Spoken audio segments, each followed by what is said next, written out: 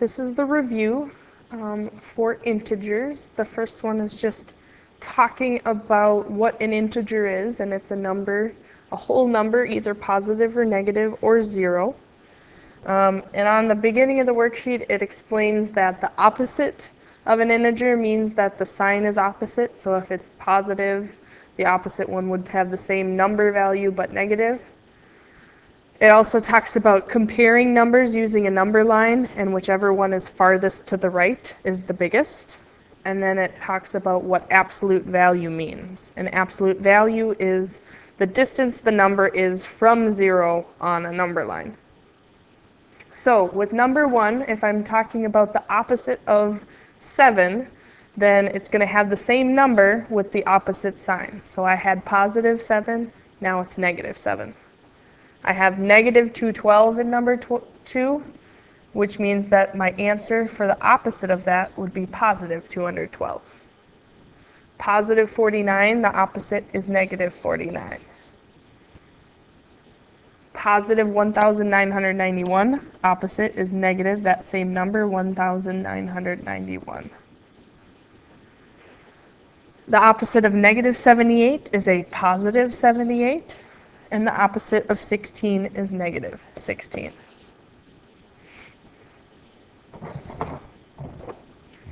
In the next one, it says compare the numbers, so we want to put a less than or greater than symbol in between the two numbers in the square, and we can use a number line to help us. So obviously the ones that have just positive numbers are pretty easy. 6 is bigger than 3. And the alligator of the less than or greater than sign eats the bigger one, so the bigger side of the symbol goes towards the bigger number. And to illustrate how we use the number line if I put 6 on the number line and 3 on the number line, the number that's farther right, so 6, is the bigger number. And we're going to use that as we move through this worksheet here. 2 versus 8. 8's the bigger number. 2 would be here. 8 would be here. 8 is farther right. And then we have negative 2 or 2. So negative 2 is here. Positive 2 is here.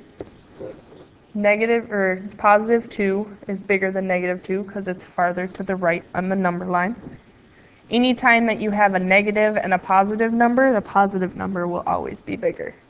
For instance, in number 10, the positive 9 is bigger than negative 9. We have positive 9 is farther to the right.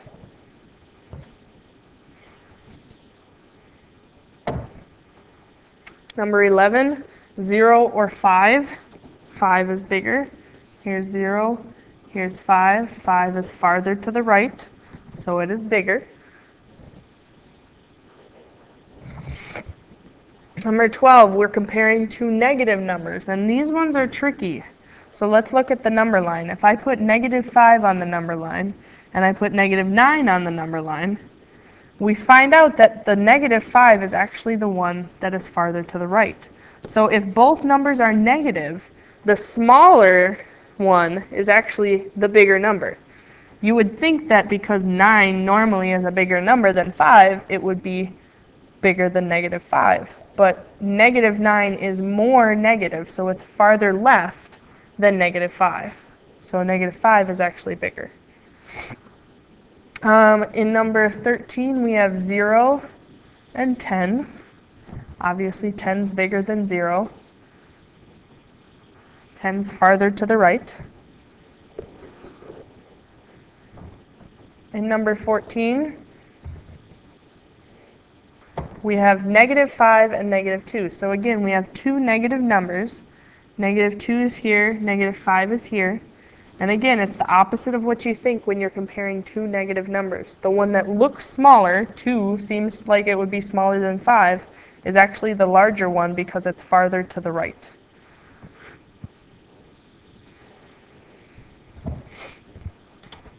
Again, I said if you are comparing a positive and a negative number, the positive one will always be bigger. Here's 9, And here's 7. 7 is obviously farther right than negative 9.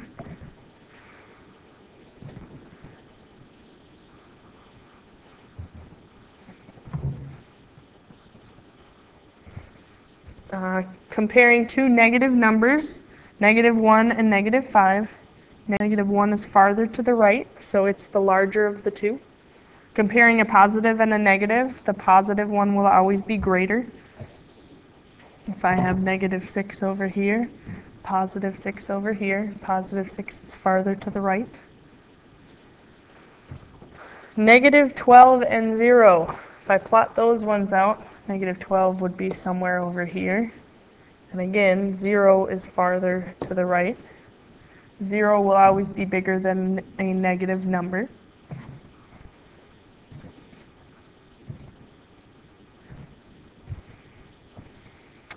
Eight and negative 3, the positive one will be bigger. 8, negative 3, 8 is farther to the right. Negative 1 and negative 2, comparing those ones, remember it's the opposite when you have both negative numbers. Negative 1 is actually larger than negative 2. 21, we have negative 5 and 4, comparing a positive number and a negative number. The positive one will always be bigger.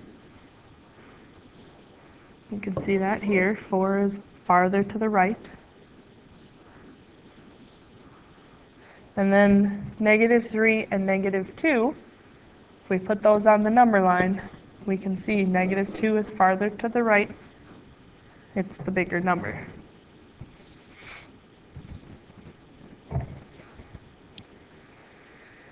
Absolute value. What absolute value means is how far is the number from 0. So if I'm looking for what the distance from 0 is, I put negative 2 on my number line. It's 2 places away from 0. So the answer to what's the absolute value of negative 2 is it's 2. Absolute value will always be a positive number. I'm going to jump down to 26 because I can use the number line for that one. And again, it's asking you the question, how far away from 0 is the number 8? Well, I come over here, I put my dot on 0 or on 8, and we can see it's 8 places away from 0. So the number inside the absolute value symbol was already positive, and our answer in the end is still positive. So a memory trick for you is absolute value makes a number positive if it was negative, and it stays positive if it was positive. So in number 24, we have negative 100. All I do is take the sign off of it, and the absolute value is positive 100.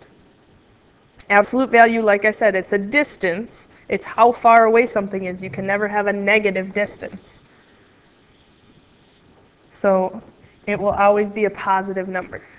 So negative 16 is 16 away from 0.